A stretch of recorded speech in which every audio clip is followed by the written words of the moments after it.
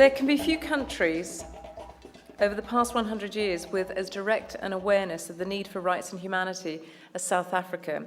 So I'm particularly pleased to introduce our next speaker, who is going to highlight South Africa's commitment to human rights and the impact of rights and humanities work in South Africa. And I'm doubly pleased to introduce this person because she's actually standing in for somebody. And you know what that's like when you get that call at the last minute that says, "I'm sorry, I can't make it. Please, could you deliver a speech to 150 very important people?" It's not actually the phone call you really want. So ladies and gentlemen, please give a particularly warm welcome to Chantelle Naidoo. Well done, Chantelle.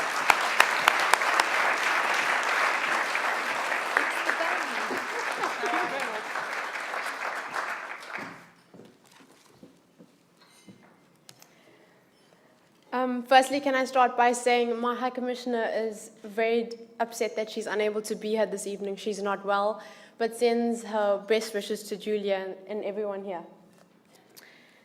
Your Excellency Ambassador Baron, Your Excellency Hassan, Julia Houseman, Your Excellencies, Lords and Ladies and Gentlemen, business leaders, distinguished guests.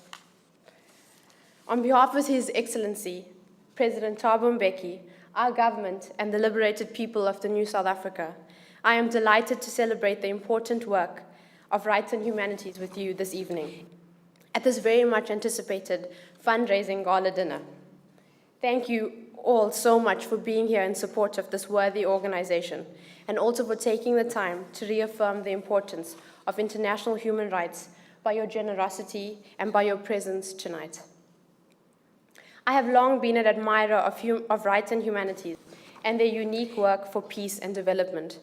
It was an activist in the struggle for freedom and democracy in South Africa that I first became aware of the immense role that this organization is playing in creating awareness around the critical issue of human rights. They are a beacon of light throughout the world by working tirelessly to ensure the protection of human dignity and freedoms. And it was the solidarity of such actions and many more that said, "I am my brother's keeper, I am my sister's keeper," that gave us the strength to continue our struggle during the long, dark days of apartheid. Sometimes it is all too easy to forget the horror of human rights abuse if you are not experiencing it directly. In the land of my birth, many brave comrades paid the ultimate price for freedom, non-racial, non-sexist, democratic South Africa, which was also a fight for equality, a basic human right. In 1996, rights and humanities played an important role in ensuring the inclusion of economic and social rights in the post-apartheid constitution by contributing to its drafting. Their input was based on their extensive review and legal knowledge of the constitutional protection of human rights around the world.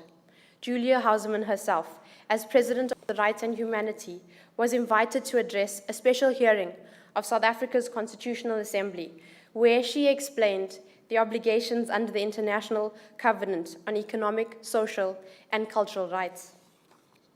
As a result, all of these open debates around the drafting of its Constitution and Bill of Rights, the people of South Africa can now freely case to the Constitutional Court to defend their rights. For example, if they are denied health care or if their water is disconnected. Over the last 10 years, there have been a number of cases in the Constitutional Court that have further refined the obligations of the state. It should also be noted that the new South Africa's Constitution and Bill of Rights is often held up internationally as an admired progressive model of democratic human rights. As recently as March this year, the Joint Select Committee of the Houses of Lords and Commons discussed the merits of South Africa's Constitution and its particular emphasis on the protection of human rights and dignity. Such as its involvement in the constitutional debates, rights and humanities have continued to play an important role in the new South Africa with regard to rights advocacy. They have worked with the South African government in the context of the Geneva-based process around the right of development and assisted South Africa's preparation for the World Conference Against Racism, held in Durban in 2001.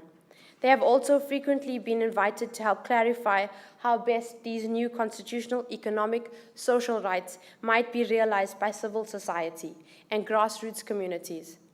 For example, over the last year, Rights and Humanities was invited by the South African Human Rights Commission to participate in its public hearings on the right to healthcare.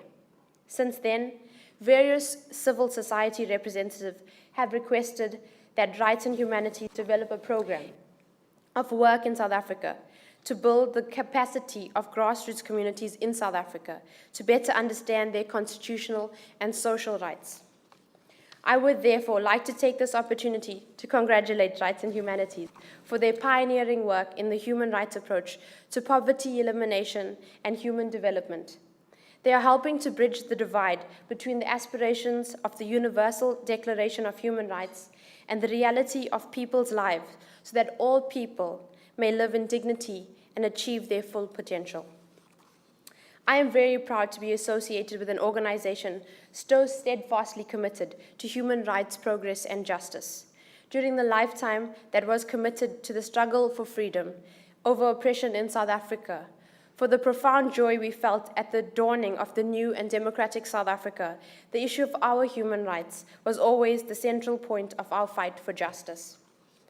It is not equality and non-racism, one of the basic human rights, as important as food, water, housing. Rights and Humanities campaigns for all these essential to human rights, human life with dignity. And what in the bigger picture could be more important than the significance of these aims?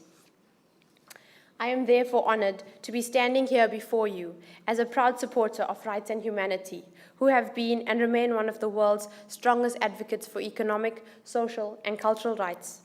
It is a particular joy to be celebrating 22 years of their existence as a passionate and driven organization who have achieved large milestones through their dedicated advocacy of human rights.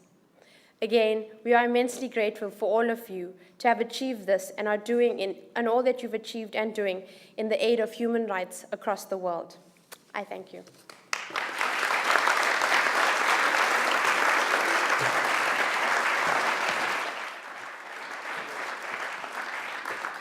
Well, how lovely it is to actually hear from somebody at the sharp end of receiving rights and humanity in their country, and indeed from our ambassador. I think there were two great speakers. Ladies and gentlemen, would you please show your appreciation once again?